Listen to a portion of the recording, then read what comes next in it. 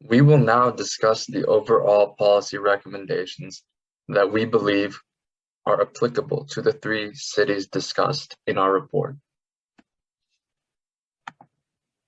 First, given the disruption of the pandemic, many cities were forced to adjust their public transportation schedules and networks, which were poorly communicated to the public.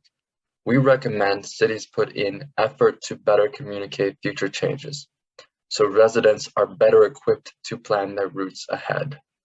Second, while the COVID pandemic disrupted American public transportation in unprecedented ways, it is clear that our cities were ill-prepared for its effects. We recommend cities develop through emergency plans to ensure its resiliency and proactiveness in case of future disasters. Finally, as city transportation departments seek an economic boost to make up for lost revenue, it is important to keep transit fares affordable to ensure equitable access. We recommend incentivizing public transportation use by offering discounted fare prices for demographics such as low-income families and senior citizens, or further expanding existing discounts to include more people. Pre-COVID-19, our 3 widely varying cities had few commonalities, and these variances included the use of public transportation throughout the city.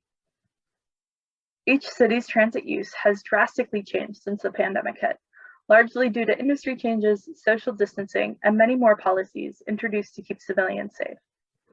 It is no surprise that those relying on public transit would be directly affected by this, resulting in essential workers and low-income and disadvantaged populations to have the most adverse effects.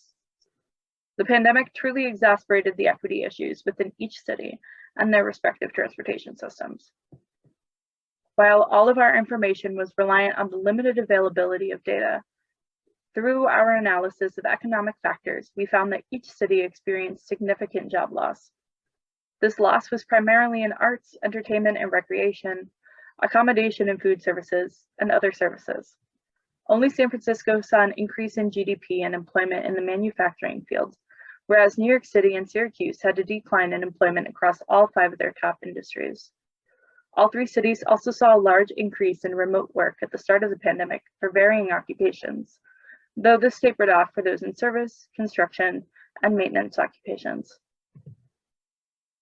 In perspective of what the pandemic actually is, a virus running rampant across the globe, we must offer the simple but weighted question of whether or not these employment and transportation numbers are influenced not by a simple job loss or stay-at-home mandate, but because of deaths or disabilities caused by the virus.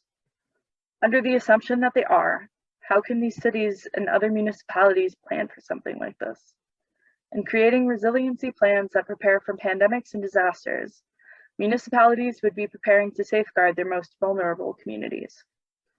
A future pandemic cannot be prevented or responded to without learning from our failures and making plans to ensure that they never happen again. Thank you.